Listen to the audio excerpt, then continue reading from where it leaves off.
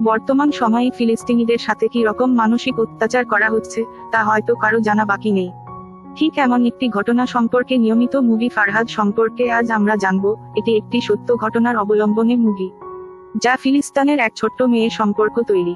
Movie শুরুর পূর্বেই আপনাদের এইটুকুই বলতে পারি যে মুভিটি সম্পর্কে জানার পর ইসরায়েল সম্পর্কে আপনাদের ঘৃণা আরো বেড়ে যাবে এবং হয়তো কান্না করবেন। তো বেশি কথা না বলে শুরু করা যাক আজকের মুভির শুরুতে আমরা একটি ছোট গ্রামকে দেখতে পাই এবং সালটা ছিল 1948 সাল, যা বিশ্বযুদ্ধের পরবর্তী সময়ে। গ্রামের কিছু মেয়ে ঝর্ণার পাশে খেলা করতেছিল এবং সেখানে বই নিয়ে একটি মেয়েকে আমরা দেখতে পাই। এই মেয়েটির নামই হচ্ছে ফারহা, যার জীবনের কাহিনী নিয়ে সম্পূর্ণ মুভিটা তৈরি। ফারহার বাবা ওই গ্রামের গ্রাম প্রধান এবং ফারহার ছোটবেলা থেকে অনেক বড় একটা ইচ্ছা, অনেক পড়ালেখা করবে। সেই গ্রামের একটি মাদ্রাসায় পড়ালেখা করে, সেখানে এক মৌলভী ফারহাদের পড়ায় এবং আজকেই ফারহাদের পড়াশোনা শেষ দিন। পড়া শেষে সবাই তাদের ইচ্ছা মৌলভীকে বলতেছিল। তখন ফারহা মৌলভীকে জানায় সে আরো অনেক পড়ালেখা করতে চায় এবং তার জন্য সে গ্রামের বাহিরে যেতে চায়। এই কথা শুনে মৌলভীর একদম পছন্দ হয় না, কারণ সেই সময় এরকম আধুনিক যুগ ছিল না যে মেয়েদের উচ্চ শিক্ষায় শিক্ষিত করবে। যাই হোক, মাদ্রাসা শেষে ফরহাদ যাওয়ার সময় তার চাচাকে দেখতে পায়, যে এখন এই শহর থেকে বাড়িতে ফিরছে। তার চাচার একটি মেয়ে আছে যার নাম ফরিদা, এবং তারা দুজন একই বয়সী হওয়ার কারণে ঘনিষ্ঠ বন্ধুত্ব হয়ে যায়। ফারহা এবং ফরিদা দোলনায় বসে গল্প করতেছিল, সেখান থেকে ফারহা জানতে পারে ফরিদারা আর শহরে যাবে না।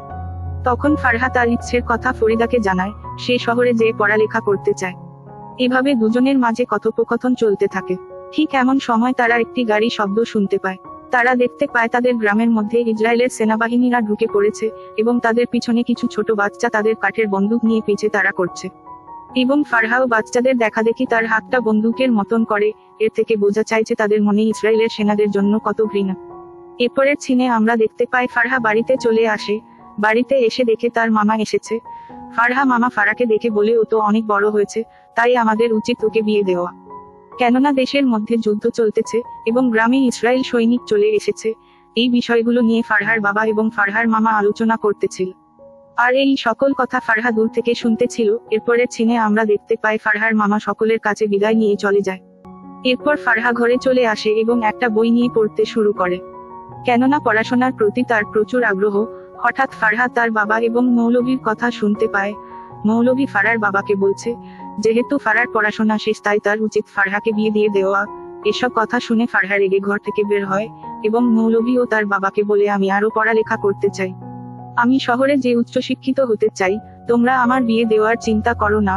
ফারহার এমন কথা শুনে তার বাবা এবং মৌলভী একটু কষ্ট পায়। এরপর আমরা দেখতে পাই ফাহাদের বাসায় তার চাচাতো ভাই নাসির খাবার দেওয়ার জন্য এসেছে এবং ছোটবেলা থেকে ফারহা এবং নাসিরের বিয়ে ঠিক হয়ে আছে, কিন্তু ফারহা নাসিরকে একদমই পছন্দ করে না। এরপরে আমরা দেখতে পাই ফারহাদের গ্রামে একটি মেয়ে বিয়ে হচ্ছে, যেখানে ফারহা এবং ফরিদা দুজনই দেখতে আসে। এখানে দুই বোন অনেক মজা করে।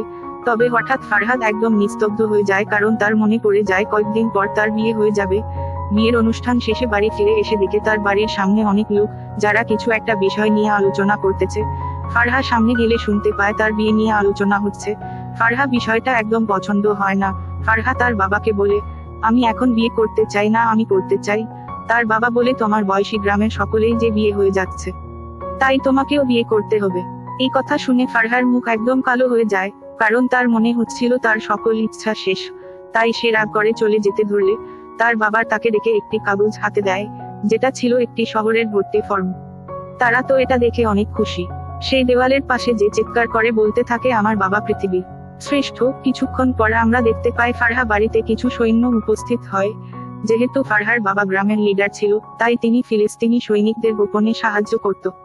ফারহার বাবা সৈন্যদের সাথে যা কথা বলতেছিল ফারহা আড়াল থেকে সব শুনতেছিল। কথাবার্তা শেষে সৈন্যগুলো চলে যায়, আর ফারহা বুঝতে পারে সামনে ভয়ঙ্কর দিন আসতে চলেছে। পরের দিন খুব সকালে ফারহা ঘুম থেকে উঠে বাহিরে এসে দেখে পরিবেশটা একদম শান্ত। তাই সে তার বাবাকে খুঁজতে থাকে, কিন্তু কোথাও তার বাবাকে পায় না।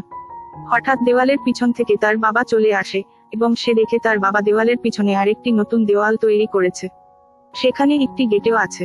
ফারহা বুঝতে পারে নিশ্চয়ই দরজার ভিতরে কিছু লুকিয়ে রাখা আছে।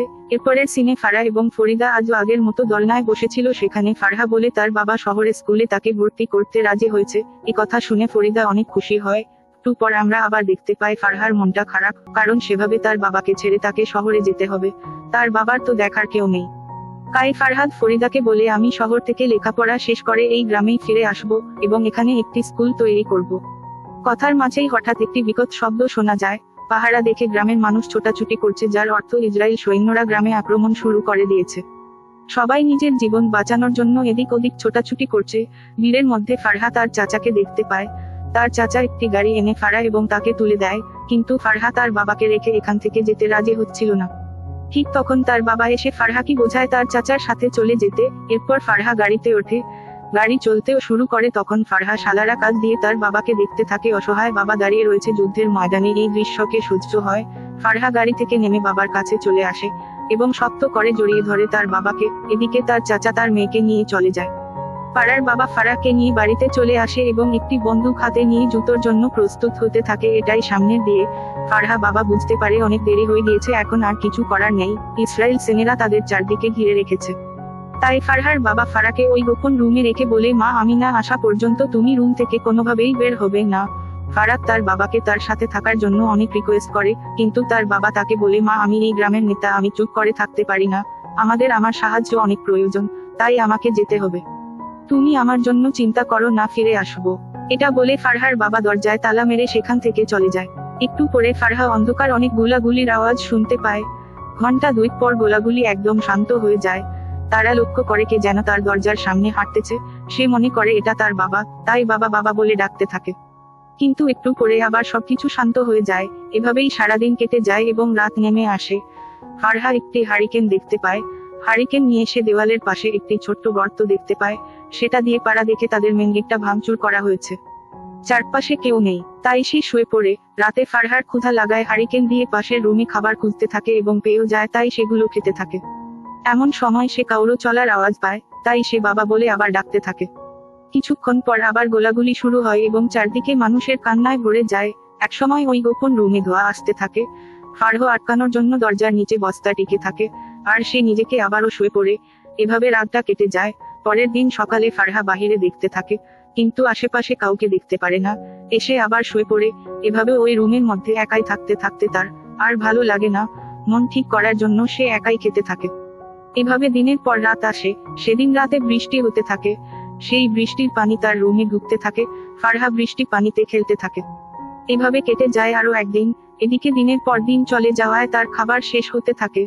তাই ফারহা বাধ্য হয়ে ওখানে রাখা আলু কাঁচায় খেতে থাকে। একদিন রাতে ওই হারিকেনের তেল শেষ হয়ে যায়, তাই ফারহা ওখানে থাকা ম্যাচের গুলো দিয়ে আগুন জ্বালিয়ে রাখে এবং সেখানে একটি ছবি দেখতে পায়, যেটা দিয়েছে। তার দরজা খোলার অনেক চেষ্টা করে, কিন্তু খুলতে পারেন। এক বুক হতাশা নিয়ে ফারহা আবার শুয়ে পড়ে। পরের দিন যখন সকাল হয়ে সে কিছু লোকের কথার আওয়াজ শুনতে পায়। সেই ওই ছিদ্র দিয়ে দেখতে পায় একটা ফ্যামিলি, যেখানে একটা মহিলা ছিল এবং মহিলাদের ছিল প্রেগন্যান্ট। মহিলাটির প্রসব ব্যথা উঠেছে, তাই তার হাজবেন্ড সেখানেই ডেলিভারি করার চেষ্টা করে এবং সেখানে তাদের কোলজোর একটি ছোট্ট ছেলে সন্তান আসে। লোকটি অনেক খুশি হয়, কারণ এর আগে তার কোন ছেলে সন্তান ছিল না, তার 2টি মেয়ে সন্তান ছিল। লোকটির নাম ছিল আবু মোহাম্মদ। ছেলে সন্তানটি কোলে নেওয়ার পর লোকটি নবজাতক ছেলের কানে আজান দিয়ে দেয়। ফারহা ওই লোকটির নাম শুনেছিল, তাই লোকটির নাম ধরেই ডাকতে থাকে। লোকটি বুঝতে পারে না তার নাম কি রাখছে এবং কোথায় থেকে আসতেছে। তবে কিছুক্ষণ খোঁজাখুঁজির পরেই সে ফারহাকে দেখতে পায়। তখন ফারহা লোকটি কি সব খুলে বলে এবং লোকটিকে তাকে এখান থেকে বের করতে বলে। লোকটি ফারহাকে বের করার জন্য দরজাটি ভাঙার অনেক চেষ্টা করে, কিন্তু পারে না। ঠিক সেই সময় ইতালি সৈন্যরা সেখানে চলে আসে। তাই আবু মুহাম্মদ তার স্ত্রীকে এখানে লুকিয়ে রাখে।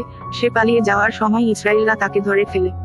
আবু মুহাম্মদ বলে, এটা আমার বাড়ি না, আমি এমনিতে এখানে এসেছিলাম। কিন্তু ইসরায়েলি সৈন্যরা লক্ষ্য করে মেঝেতে কিছু রক্ত পড়ে আছে। তাই সে আবু মুহাম্মদকে মারতে থাকে এবং বলে সব সত্য কথা বলতে। সেখানে আমরা একটি মুখোশ পরা লোককে দেখতে পাই। সে সৈন্যদের বলে এই লোকটি এখানকার না।